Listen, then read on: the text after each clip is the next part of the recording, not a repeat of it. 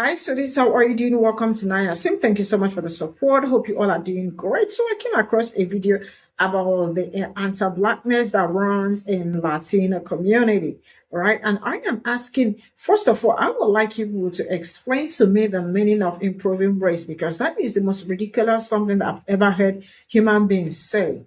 Like, who does that? The fact that somebody sat down and talked about how they want to improve their race shows how ignorant and how silly some people are, and how, like, you do. I don't want to use her, because if I say, hey, you do not like yourself well enough, what are you improving to start with? And that is one of the reasons why you all do not even want to appreciate your own. You all do not want to align from where you come from. And then you're running away from the history because you do not want the history to be told. And then when they tell you about your origin, you say it is not where you are from. And then enter Papi, you see, we're not the same. We're not Papi, we're not the same. Bro, we are the same. But I am not forcing you to accept it, because it is something you all have to accept by yourselves, and then move forward from there. Because I really do not get it. And then continue improving your race. And for the man that said that there is need for them to work on the anti-blackness that runs in their community, this is not you people's problem, not our problem. You all go work it out if you like. If not, you continue to live from where you are. And for the man that said that black people, they only call black people when they need. That has always been their modus operandi. Like, black people are the superheroes of everybody. But you see what it's going on right now. There is no more time for kumbaya. You know what? Let's get into La Mihara Rasa. I hope I said that right, but it means to improve the race. And let me show you how racist and anti-black this concept is, which is deeply rooted in the Latino and Hispanic community. Before I get into detail, I'm going to explain this picture. It's called Ham's Redemption. Ham is a son of Noah. This was the reason why they justified slavery, because of his skin color, because of his dark skin, and they called him the father of the Africans. This is a visual of La Mija Rasa. This picture right here is called Ham's Redemption. This is the black grandmother who had her mixed daughter by a white man. And then her mixed daughter had a baby by a white man. Now you see this kid right here, no blackness. And you see the grandmother over here, the black grandmother, rejoicing because the blackness has been breeded out. The blackness has been removed. And this is what goes on in their culture. This is what they celebrate in their culture. Don't nobody stand with us. Everybody go against us. Don't nobody love black people until they back against the wall. Everybody love black people when they back against the wall. When people back against the wall, then everybody want to say, hey, let's stand together. Let's stand together. Every race. When there's war going on and it ain't enough soldiers in the U.S. military, the people of other races that don't like us, then they like us. Oh, let's stand together. Hey, we need y'all. Come join the army. Come fight for us. Now the mass deportation happening, and they all talking about, hey, blacks, let's stand together. Let's stand together. Y'all was just looking at us crazy, bro. Y'all was just talking bad about us. Now y'all want to stand together. Don't nobody love black people, bro. But everybody love black people when they back against the wall. Don't nobody want to stand with us when our back against the wall, when this world put us down, bro. But everybody want us to stand with them when they back against the wall. Everybody hate us, bro. But everybody mysteriously start to love us when they want us to stand with them. And the crazy thing is, that's how I know that we truly God people. That's how I know that we truly God people. And we truly his chosen people. Because no matter how much these people show us, if they don't mess with us, if they don't love us, if they don't like us, if they just be trying to use us, we still stand with them. We still support them. All people, all races. None of them support us. And we still, when things go wrong with them and their families, their countries, we still feel sorry for them. We still pray for them. We still try to help them. But when everything go wrong for us, nobody stand with us. Nobody stand with us. When we get kicked down, everybody step on us. Everybody step on us. Everybody spit on us. But we still continue to rise back up. And when other people are down, we still stand with them. Everybody hate us, bro. But they mysteriously start to love us when they back against the wall. And then it's, hey, everybody, come on, y'all, let's stand together. Hey, blacks, stand together. Come on. That's crazy. But even when everybody go against us, we still love everybody. Because it's a commandment to love our neighbor as ourselves. So I don't wish no bad on nobody. I don't want to see nobody get deported. I don't want to see, you know what I'm saying, nobody in a bad situation. So I still pray for everybody, even the ones that don't pray for us, even the ones that don't stand with us. Hey, pray for them babies. You know what I'm saying? Because I feel for the babies more. Because they innocent. But hey, love your neighbor as yourself. Don't laugh at these people getting deported. Pray for them. We know they don't stand with us. We know these people hate us. But we still got to love them. Because Jesus loved us first. Hey, God bless y'all, man. Real talk. I cannot seem to get over, and I don't think that I will, get over my own people, Latinos, voting for him. I just can't. I've talked about this many times, but now that it's been a few months since November, it's still continuously wild to me because people in my community, there are some, the significant portion, as we saw in the polls, there are some that refuse to acknowledge, straight up refuse to acknowledge that there is internalized racism in our community. There is machismo, there is anti-blackness, there is colorism, there is so many things that contribute to people in our community feeling like they cannot support a black woman, for example. Contributing to really keeping us from progressing as a community because somehow there are men in our community that don't believe that women can be in power. That goes beyond the office of the presidency, just in general. And then there's this internalized racism aspect to it because there are Latinos. And here's the thing. It is by design because in this country, a lot of us have witnessed that white people have been treated better. That's just what it is, okay? And so you learn, you're socialized, and maybe you even have parents, even parents or grandparents that immigrated here and then refused to speak their native tongue or their native language because they were made fun of, and then, or they weren't allowed to even practice their culture or practice their language, and then started to buy into this proximity to whiteness. And the internalized racism piece is Latinos believing that they can be white or that they can be close to whiteness and that will make them better. When we know that that's not the case. Like, we'll never be white. That's just it. And then there is colorism. There's anti-blackness. Like, there are so many stories and narratives out there that contribute to this trope of black people being seen as something negative when we are stronger when we actually unite and support each other. And I just cannot seem to understand. And then there's, of course, the immigration piece of Latinos who are descendants or who of immigrants. Okay, and then you connect that to the internalized racism piece, and white people immigrated here. Okay, this is the United States. This was the land of indigenous people. So but indigenous people are immigrants or come from immigrants. Do you understand?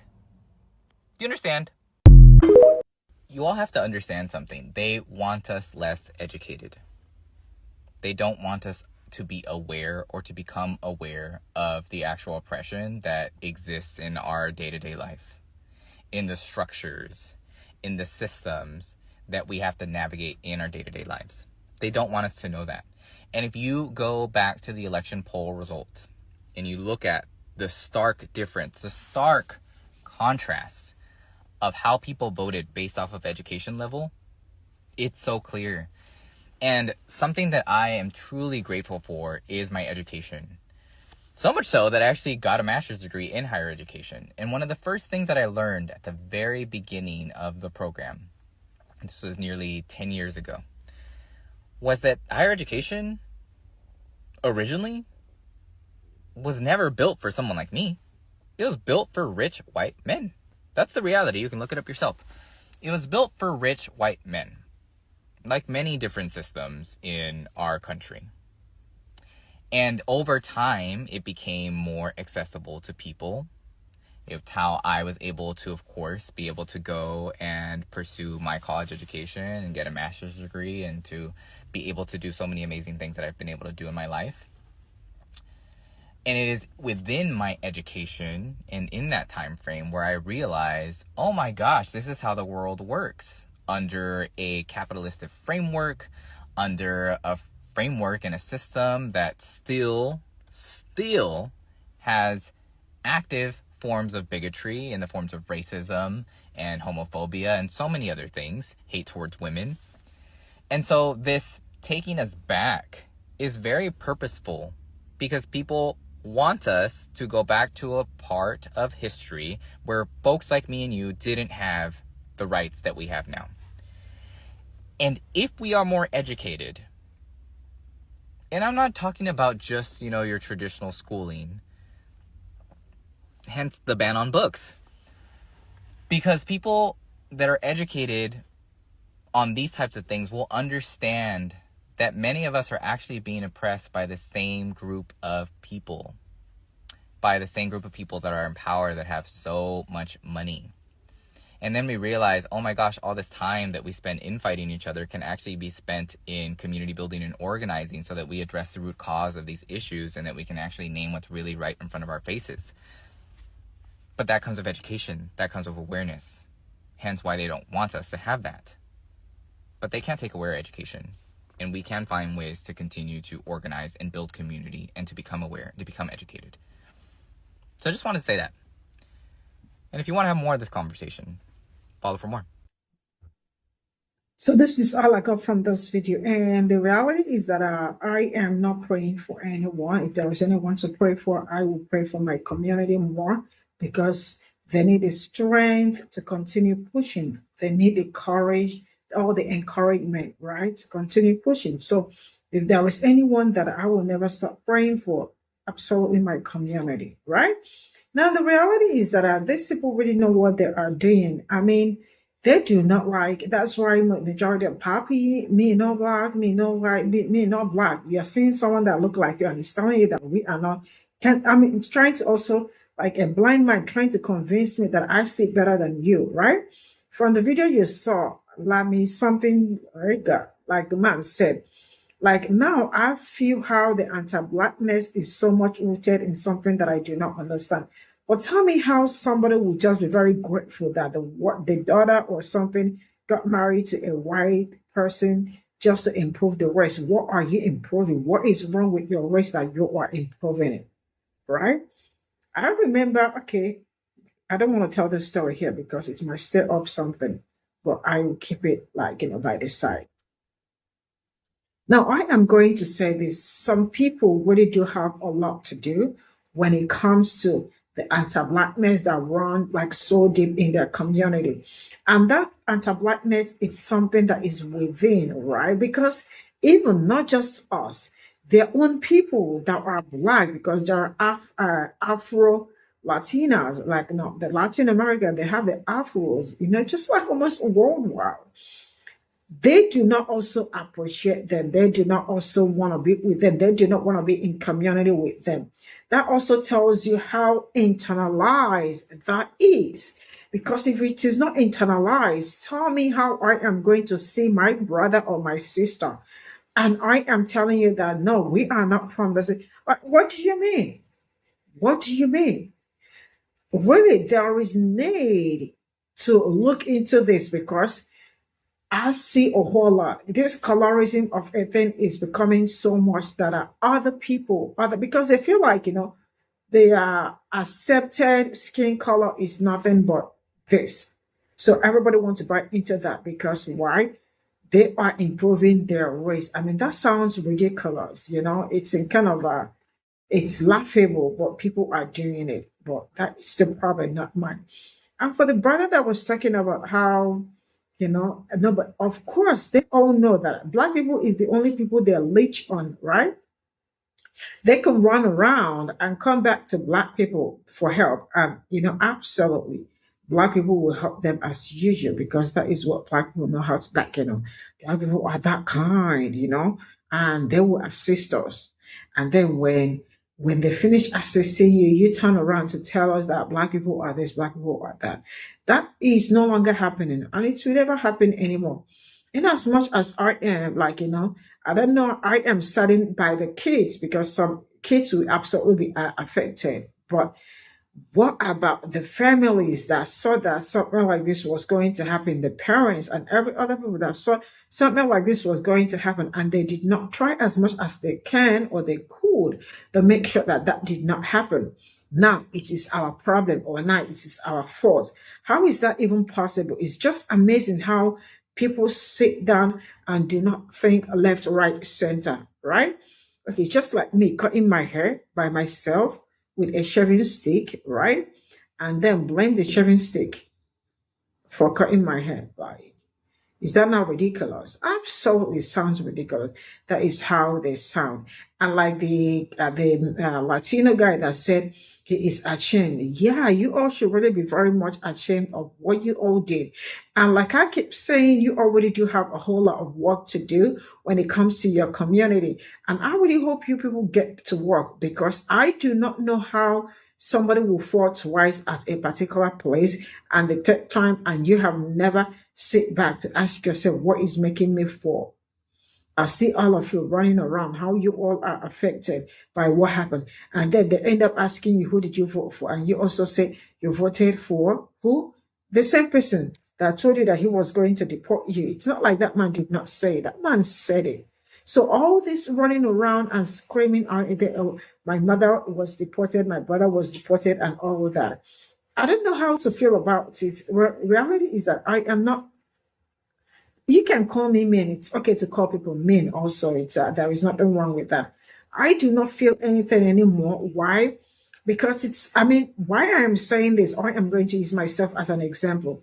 It's like getting a note at my door telling me that the architect checked the house and they found out that the house is going to collapse, right, by 5 p.m. tomorrow. And I decided to stay back in the same house that I was told that the house was going to collapse, right? And the house eventually collapsed. And why would people start feeling bad for me? Because I am stupid. If that is what I actually did, absolutely, very stupid, right? So if I knew it was going to happen, and I still decided to stay back to see if, to test the universe, to see if it's going to happen or not.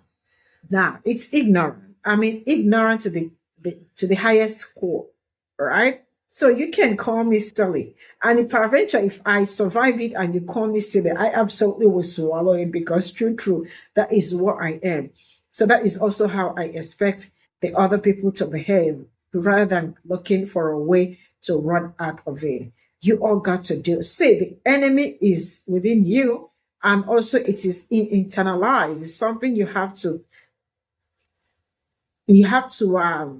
fight, and then educate your own community. If not, this will continue to happen. And the reality is that I ain't nobody coming out. No more kumbaya. I ain't nobody ready to kumbaya with anybody. So you all get it right by yourselves. And if there is a time that our Black community and every other person will sit down and talk about what happened and look for a way forward, that might be time for that. But at this point in time, this is not time for that. Everybody have to receive their rewards, because you worked so hard, and that it is time for you to receive your reward. So it will be given individually, or if it's not given individually, it will be given by community. So each community will get their own reward, and that is exactly what is happening. So seal your mouth and leave Black people out of it. See you all in my next video. Bye for now.